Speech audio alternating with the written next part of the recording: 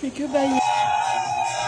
Là, on fait petit-déj et tout. Dans des coffee shops, en boulangerie ou même de bon matin, mais sans alcool, la fête est-elle vraiment plus folle? En tout cas, de nouvelles façons de la faire émergent en 2026. On t'a parlé tout au long de ce week-end de ces plus de 20 000 teufeurs réunis près de Bourges pour revendiquer le droit de danser autrement. Mais ils ne sont pas les seuls à ne plus vouloir aller en boîte de nuit qui ont fermé pour 70% d'entre elles depuis les années 80.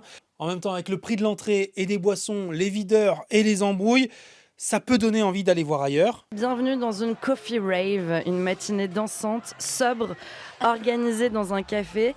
C'est le même concept dans les boulangeries depuis plusieurs mois. Et il y a maintenant aussi le soft clubbing. Tu mets ton réveil à 6h du mat pour aller en boîte de nuit dès 7h en tenue de yoga. À l'opposé des free parties, il y en a eu 337 l'année dernière en France avec un peu plus de 100 000 tuffers.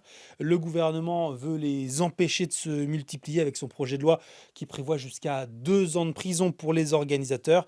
Et donc ceux qui cherchent un véritable espace de liberté loin des boîtes de nuit ou des réseaux sociaux vont devoir inventer autre chose.